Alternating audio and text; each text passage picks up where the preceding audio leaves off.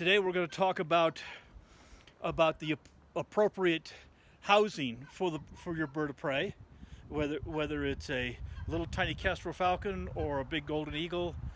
You need the right kind of housing to have the bird housed properly, and if you don't have the right kind of housing, you will not pass your equipment inspection.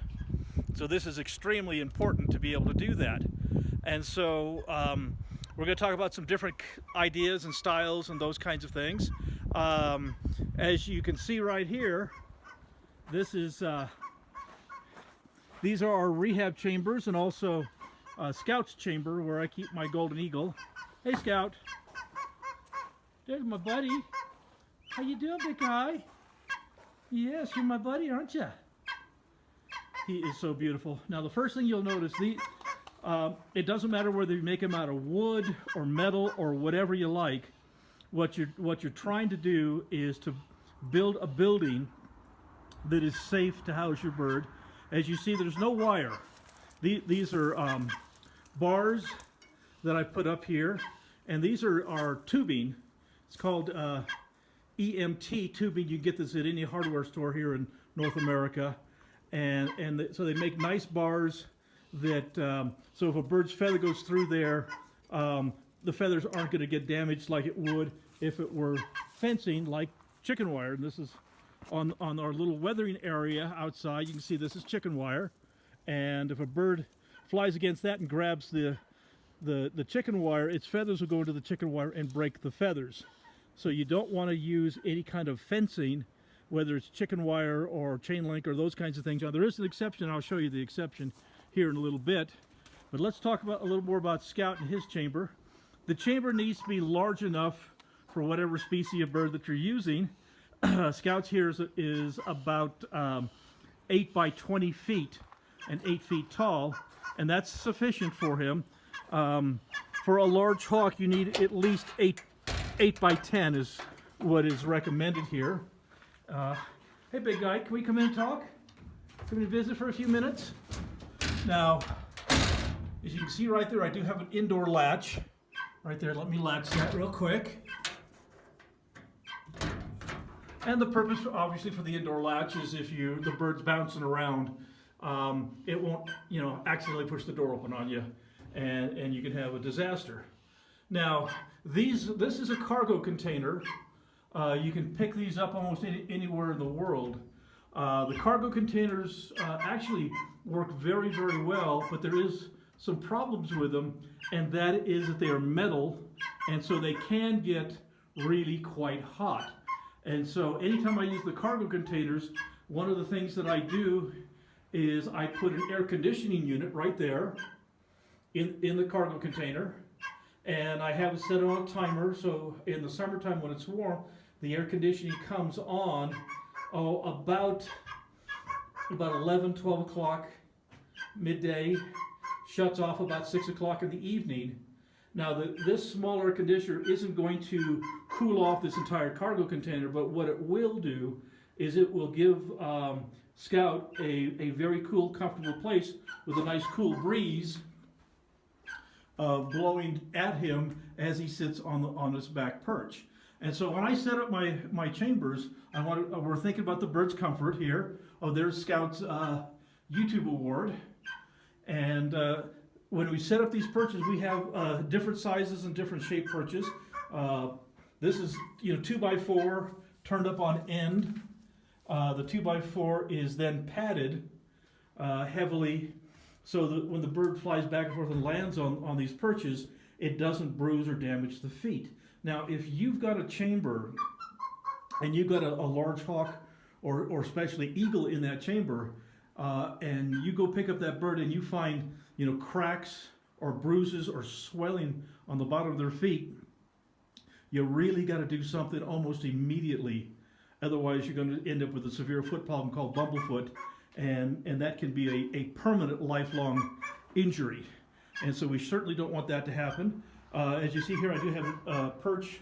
Again, it's padded, but it's right by the windows here, so it runs the length of the window. And you can see literally 3/4 of the chamber itself is barred so that there's lots and lots and lots of ventilation.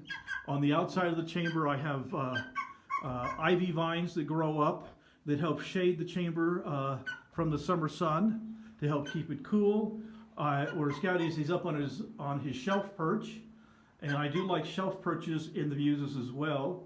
And he gets to sit by his favorite window. When he hears me, he wants to see what I'm doing, so he comes up on his window and we talk. But this is really very, very basic kind of a Mews. Now what we have here on the floor, this is sand. Now I prefer sand personally. Some people prefer pea gravel or some other medium on the floor. Sand is very, very easy to rake up. And so about 2 or 3 times a year, I bring wheelbarrow after wheelbarrow after wheelbarrow of sand in and dump it in here and rake it off so it's nice and smooth. The bath pan, as you can see, is really quite large. This was a children's sandbox that you can buy. Again, you can get them at any big box store. You can get them at like Ace Hardware's or Home Depot or Walmart or those kinds of places. And so a large bath pan, large enough that the bird can comfortably take a bath and not just get a drink. And so this is really kind of the fundamentals of a chamber. It's very clean as far as there's not a lot of perches going every which direction. The most important perches to have padded is the one that he flies the longest length to. So the back here, and again the back is nicely sheltered. There's no windows back here, and so when it snows or high winds or those kinds of things, he's very, very sheltered. And also he has his air conditioner to keep him cool in the summertime. Now if you live in a very, very cold place and you have a hawk like a Harris hawk that doesn't handle cold very well, instead of a heater, an air conditioner, you want to put a heater to give the bird a warm spot. Some people will put up heat lamps, small heaters. They'll sometimes take heating tape, which is an electrified wire running through a tape that they'll wrap around the perch to give a warm place for the hawk to sit. And so you do have to take into consideration, your kind of bird, the environment that you have the bird in, so that you can make sure that the bird is kept safe, warm, or cool, and comfortable. And huh, Scout? Yes, you're such a good boy. Such a pretty baby. And so this is very, very standard. Again, a lot of people make them out of wood. That's fine. The cargo containers was kind of nice. Basically the cargo containers are 40 feet long, and I divide it in half, which gives me two 8x20s, and that's perfectly acceptable for Scout. We have the second half of the cargo container is right here, and we've got, hi baby, if you guys can see, this is a red-tailed hawk that had a terrible concussion, was hit by a car, and our little red-tailed hawk is now being able to get up onto the perches and fly back and forth on the chamber. And so hopefully in the next week or two, our pretty little red-tailed hawk will be released back to the wild. And so these again serve multiple functions. And again, it's very much the same. The bars, shelf perches, bar perches, the same kind of basic stuff. Again, throughout the summer, this ivy just covers the whole chamber and helps to keep it cool as well for the summertime. Now, a lot of people will purchase one of these, which is a prefabricated shed, and of course we use this shed. This is our triage building that we use when a bird first comes in. We've got some kennels and chambers in there, but a lot of people will buy a shed like this and convert it. As you see, it's got a small window here, and so you can actually order them and say, hey, I'd really like literally 3/4 of the wall barred instead of a small window. And so these can be made into a very, very nice Mews or chamber, depending how you like to call it as well. The next kind of facility to house your bird, we call it a weathering yard. And so it's not as much of a building as it is a place to perch your bird out when the weather is nice. And that's what we've got right here. Hey Belle, how's my girl? How's my pretty lady? Now as you see what this is chain link. Remember I told you we don't want to use any kind of wire or chain link. So this is chain link. And this is a 10 by 12 facility. But what we've done with that chain link is we've taken it and we've covered it, and this is rubberized. This is what we call shade screen. And so if the bird flies on this, its feathers can't go through into the chain link and damage the feathers. So that again helps to keep the bird safe. Hi pretty girl. How my baby? Yeah, there's my pretty girl. And as you see, Belle is on a perch, but she's tethered to the perch.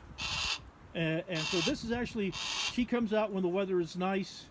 Other than that, she actually sleeps in the house on a perch in our bird room downstairs. So she gets a lot more personal attention. Unfortunately, I don't have a place big enough to bring Scout in, but I can certainly bring Belle in and put her on a perch in the house. And so this is just strictly for weather. Again, a bath pan, a perch. Because I've got the pea gravel down, I put carpet down, and this is actually not carpet. This is what they call astroturf, which is kind of artificial grass. And I can take it out and wash it off with a hose and let it dry, and put it back in. And like I said, I'm not all that fond of the pea gravel. It has a tendency to dull talons. That's been my personal experience. But with the astroturf down, we don't have that issue, so our talons are nice and sharp and do very, very well. So anyway, we just wanted to hit up real quick, show you kind of what housing that you need for your bird. A chamber like this with the shade screen. As you see, I don't have a bunch of perches around on this. There's just the one perch, and that's the one she's sitting on. And again, this is nothing more than to put her out and let her weather when the weather conditions are nice. Otherwise, she comes in the house when the weather's cold because she can't take the heat. She's a Harris Hawk, and she does not handle heat well. Okay, we'll talk to you a little later, sweetie. Well, I hope that helps you understand a little bit about some facilities. There's lots and lots of different facilities that you can build, that you can buy. You know, I am not here to tell you what you should and should not get, as much as I'm here to tell you that you need to work with your local sponsor, the falconer that is your mentor, that's teaching you falconry. Take his suggestions. Your local government agency here in Utah, it's the Utah Division of Wildlife Resources. Your local fishing games, your local wildlife resources. They'll have a list of what they consider acceptable facilities that you need. And so we just wanted to hit you up real quickly on the very first part of the equipment, and that is the Mews, which is the outside chamber.